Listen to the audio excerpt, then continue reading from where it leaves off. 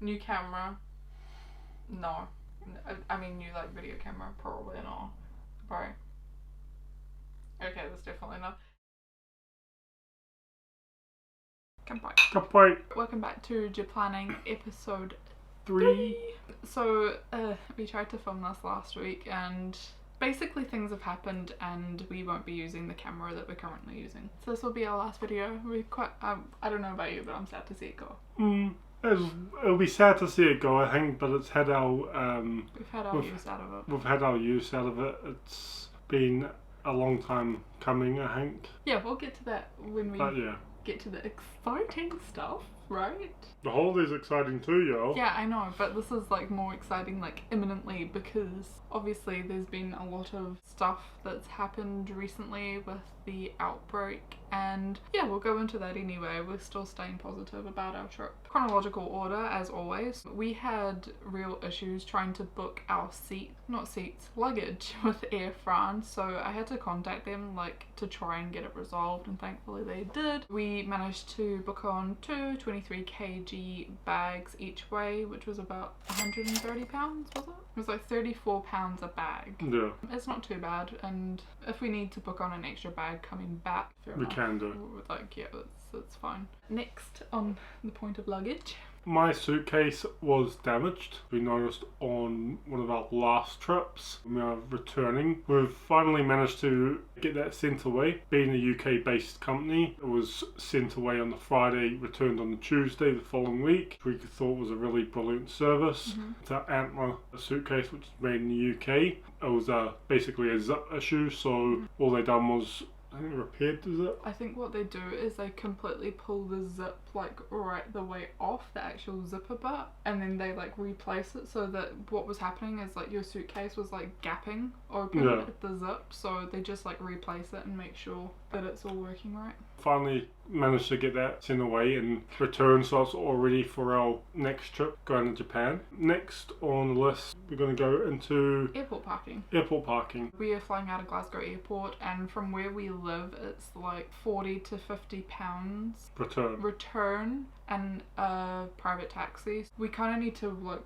we always usually do, we weigh up the pros and cons. We really don't like using the off-site car parks because you need to wait for a bus to come and pick you up, and if a bus is really busy then you need to keep waiting until you actually get on one, which is really frustrating when you've been traveling for so long. We learned our lesson when we went to Orlando, never to do that again. We've booked the short stay car park at Glasgow airport. It's like the multi-story that is connected to the terminal, but we're not, it's some sort of premium, like you get to park on level 3 I think it is, and that's the same like level of security as, although you still need to go downstairs to take in your luggage and get it checked in anyway. Oh yeah, exactly, you still need to go downstairs to actually get checked in, yeah. But yeah, that car park's really easy, so we just booked like any level apart from the 3rd level, which cost us £78.82. That's a non-cancellation rate, and we also included fast track entry through security, which was £5 each, and we done it for New York and we thought it was really worthwhile. Like you were just straight through. So you're gonna go on about Tokyo app? Yeah, so I downloaded the Tokyo Disney app on my iPhone, which isn't straightforward. I recorded like a screen cap of how I did it, so I might upload that as like a separate video, but there's like quite a lot of guides on the internet on how to do it. So basically you need to change your app store to Japan and then download it from there, but the downside is everything is in Japanese, so it's quite hard to navigate. Too sure like if we're actually going to use it. It's probably good for like wait times and that. You can book fast passes through it, but I don't know. Obviously you'd have to have a ticket linked, right, to book a fast pass. That would just make sense, which if we're not planning on buying our tickets until we actually get to Japan. But there may be some way of like scanning a QR code or some sort of barcode that you scan or link up to your phone with like a code or something to say, maybe that's something we could, I'm a ticket holder. Yeah, maybe that's something we could ask when we get there. We'll try to ask. Paper fast passes are fine. I think we'll be okay. But it was really just to say like wait times and like especially like a map, because sometimes you're like, oh like let's go do this, and you're like, wait, what direction am I going in? Because all the Disney parks are kind of laid out mostly the same, but then there's like different little attractions like spotted in like different lands, and you might not know exactly where they are, and if it's raining and you don't want a paper map and all that kind of stuff. You had tried to download it on your Huawei Android phone. Yes. I was looking at obviously downloading the same app, Tokyo Disneyland, on an Android device. With Android, I found that you wouldn't be able to do the same process of what Emma's just explained with changing your location to Japan. And the one thing that obviously didn't allow that to happen was the fact that you can only change your location on Google once per year. So if you were to do that, then you'd be stuck in Japan. On your web browsers. Everything would locate you to Japanese-based websites when you're doing any kind of search. And your apps will be in App Store, Japanese. everything. If you are using an Android device, I would probably recommend, unless there's another way to do it, from our experience, it's not something that's probably recommended at this point. I kind of just left it at that. Emma's got it anyway, so if we did decide to use it, we've got it. We have it anyway, it's fine. Just to touch on that as well, just with like our phones and using our phones abroad, I'm with 3 just now and it's very expensive to roam in Japan. I'm lucky enough to have an unlocked phone, so we're looking at getting a SIM card for my phone, which we reckoned was about like what? I think it worked out about £40.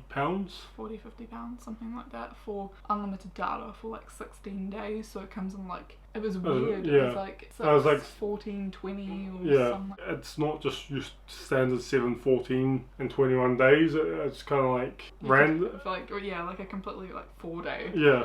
Random one. But there's loads of different carriers that we can choose from, and obviously that will differ. It was just like the first one we had kind of looked at. That is something that you can pick up at the airport. Yeah. And there's also support of installing SIM cards as well. If obviously you don't have like a pin to pop out your SIM card tray and take out your SIM card that you currently have. As Emma said, there are quite a few different carriers will offer you different kind of packages depending on the length of stay, data and coverage as well, as well as calls. All kind of depends on what you want, your preference and what you're looking for. We only need it really for data. We're looking at using it for getting about, being able to use Google Maps. We can check train times. We can see what platform it's at. How far away something is to walk to. Yeah. So you're with Vodafone and they charge £6 a day, but that comes out of your data. I am limited to 15 gig per month. There's obviously a risk that if I was to use my data throughout the 10 days that we are in Japan, if I was to eat through all my data, then I'd be left with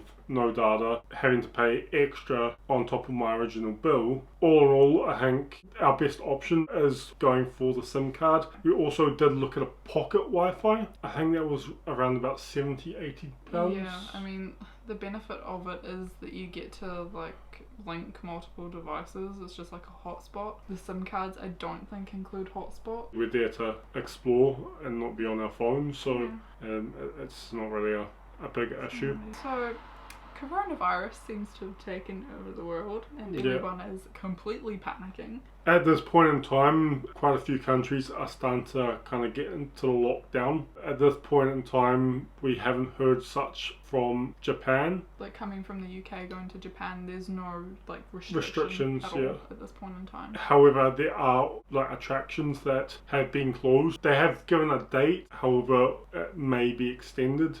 Tokyo Disneyland, Universal Studios. I think there's a few temples and stuff like that as well. That will be very restricted or limited to allowing people in. When we do go, it may be that the streets are empty. To be like completely honest, right now we are still planning on going. Our flight is 100%. Still going. Like Air France have not cancelled or offered any refunds on flights for our date at this point in time. Yeah. So until otherwise told by government that we should not be flying to Japan, we're 100% planning on doing so. Even if Tokyo Disney and Universal are closed, like yes, we will be gutted, but there's plenty of other things for us to see and do, and we're not major ones for we must visit this really tacky tourist attraction. Obviously we do them sometimes, right? But like if that means that we cancel Universal Studios and we go to Kyoto for a day, or like in Tokyo we have to take a day trip to the coast, or we'll find something. These places are quite expensive as well. You can use that expense to do other things. We're going to have train passes as well, so that gives us a bit more flexibility in as long as that train is still doing running. stuff like that. It could even be a possibility that we look at maybe spending an extra day in Mount Fuji.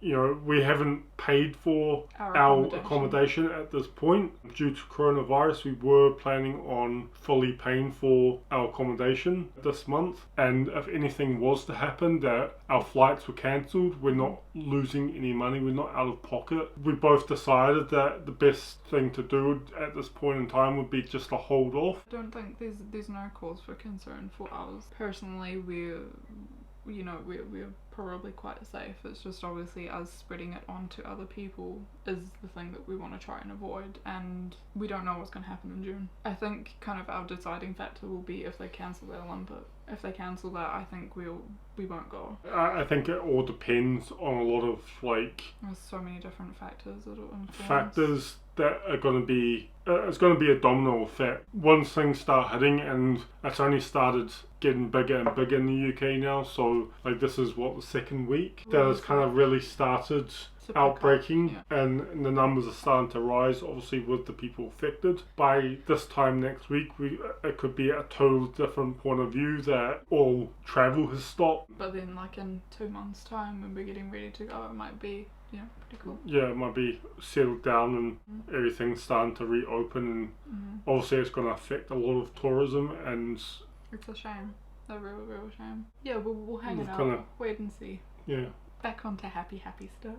We were also looking at booking like a more premium economy seat, but like there's literally no point. Premium economy looks pretty rubbish, to be really honest. There were seats that we did kind of fancy. We wanted them on the way back for comfort. Obviously on the way there, it's all great and saying you want to be comfortable, but we'd kind of rather have it on the way back after a long trip. However, they don't offer those seats. It's Air France and not KLM. So it goes like straight from like economy to business, and I think it's because we're flying out of Haneda. I think it's like slightly smaller aircraft and stuff like that. But if we're going in coronavirus, a lot of people might have cancelled, so we might have plane to ourselves pretty much, Okay, I can dream, okay? And stuff we've brought. We've gone through and purchased quite a few things this month rather than paying for our accommodation. So we've been after one of these for quite a while. So it's like a cable organiser bag.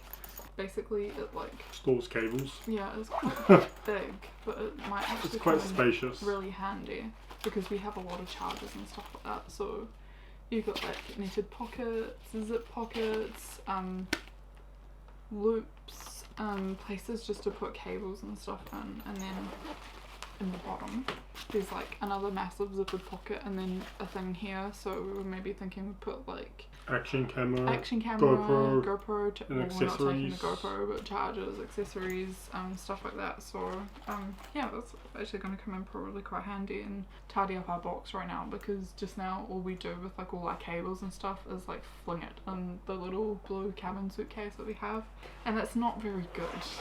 Like it's difficult. Like it takes up a lot of space as well. You pull out one cable and there's like all these other cables attached to it. Yeah, so hopefully that helps us with organising our cables. Next, we've been after like better memory cards, because just now we have like 128 gig Kingstons and they're not like the greatest speed for capturing video. So we ordered 2 of these Extreme Pro from SanDisk. They're only 64 gigs.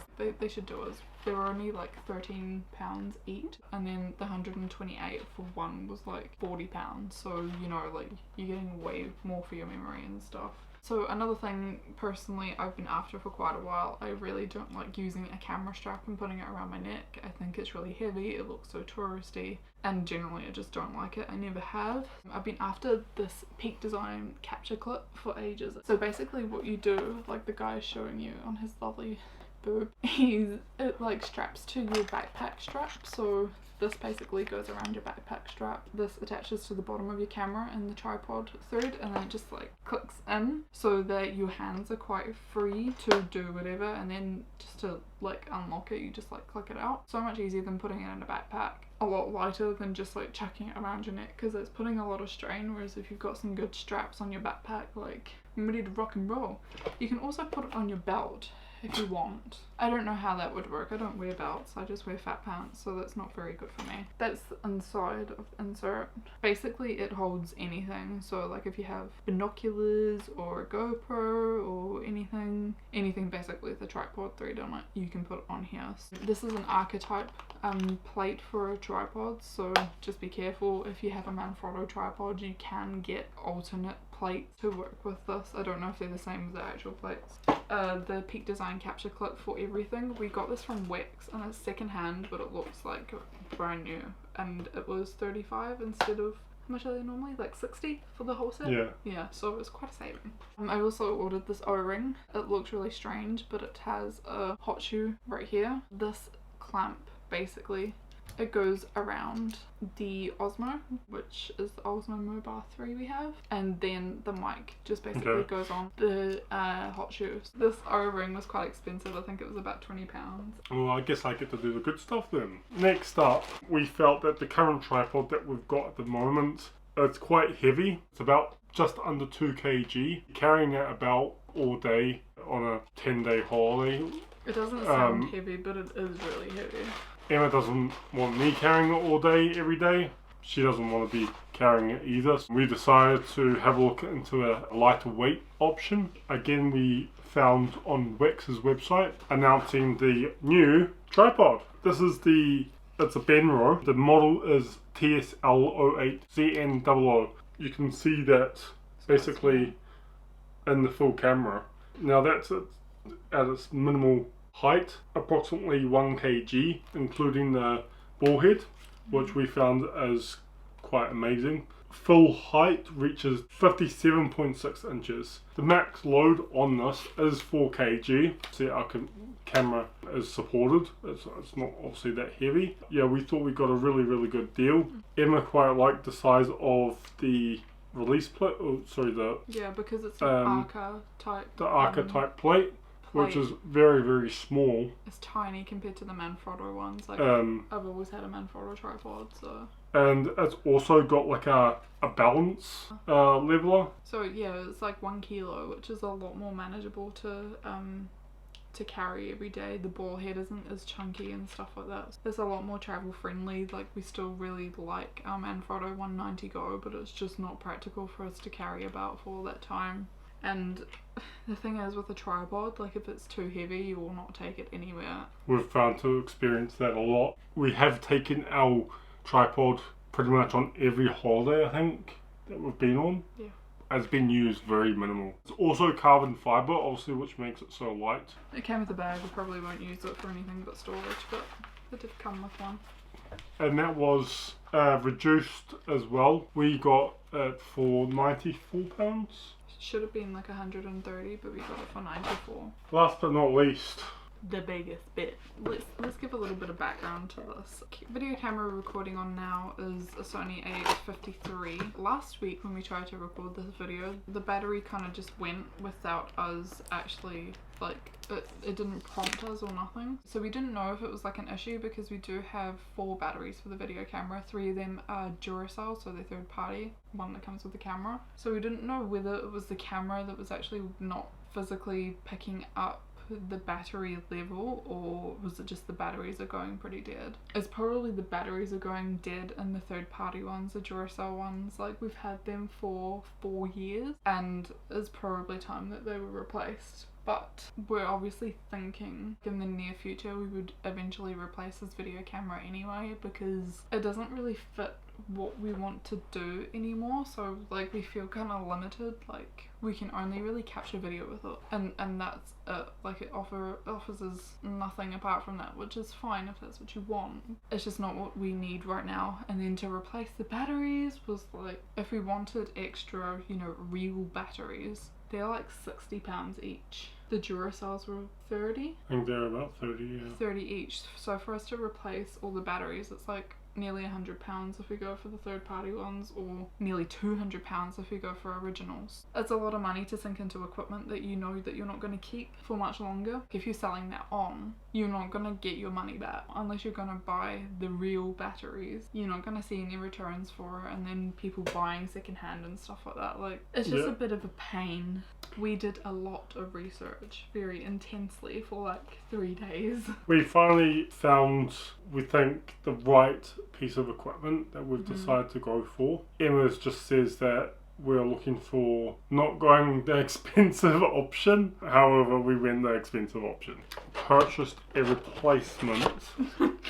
Purchased a replacement. Panasonic G80? Oh, sorry, the G80. Not the GX80, the G80.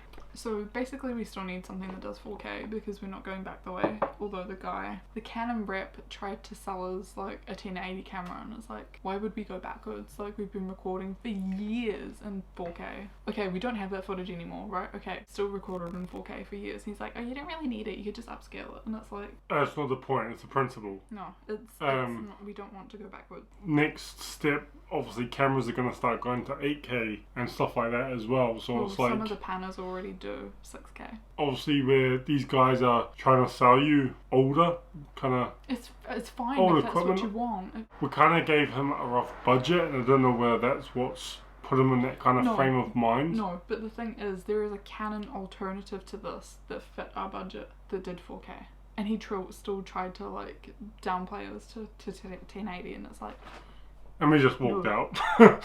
No. Personal preference, I really do not like Canons anyway, so that was never an option in the first place. Well, you did look at a couple.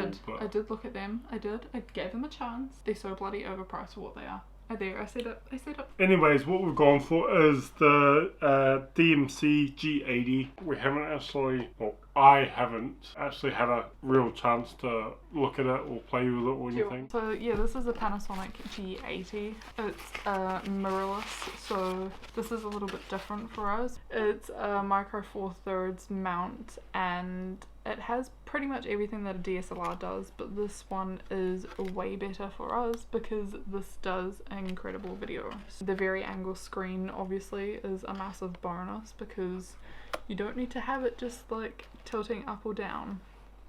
On the bottom the tripod mounts like right at the front here, so, and I think this and this is for access for a battery grip if you did have one.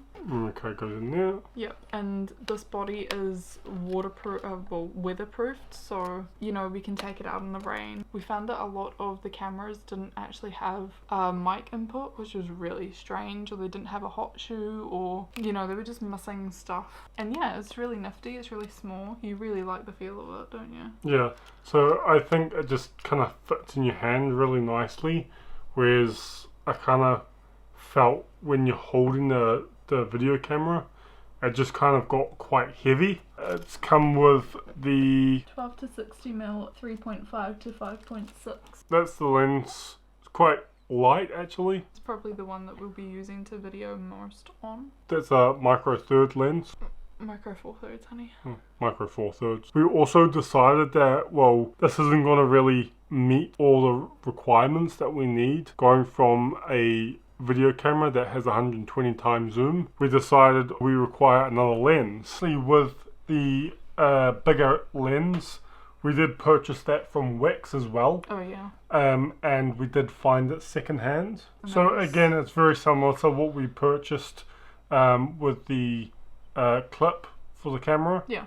It was an open box basically, probably never used. Yep. Returned, where both pieces of equipment look brand spanking new. Yep. Don't even look as if they've been touched. Yep. In regards to that, so we're really happy with what we've kind of ended up with in regards to that. So we just need to get kind of used to it and kind of have a feel and get a play with the actual piece of equipment, so that we're ready for Japan. So all in all, I think we've done quite well. Obviously what we've picked up wasn't in the plan obviously, but these things happen, and we just need to get an extra charger and batteries for this camera, but they're definitely not as expensive as Sony batteries. So Panasonic generally uses like a micro system and uses the micro 4/3 lenses, which is the same as Olympus. Yeah, Olympus, I think Fujifilm is the same, so you can like totally cross, you know, different manufacturers as long as it's a micro four thirds lens, it will fit on the mount. That's Japlanning episode 3. I don't know how many more episodes we're gonna do, like, really we have like April and May. I think we'll probably do maybe another one at least on updates on like Corona and stuff like that. Obviously. Then maybe we'll have an update just before we go. Yeah, before we go, because we are going. Bring it into the universe. Fingers crossed, toes crossed, everything crossed. Otherwise, all the stuff will be getting returned. Just kidding. We will keep it. We'll find use for it, I'm sure. We'll get it going. Next time on Japlan. We'll have more updates on coronavirus. To continue. Goodbye. Ding ding ding. Had all organised.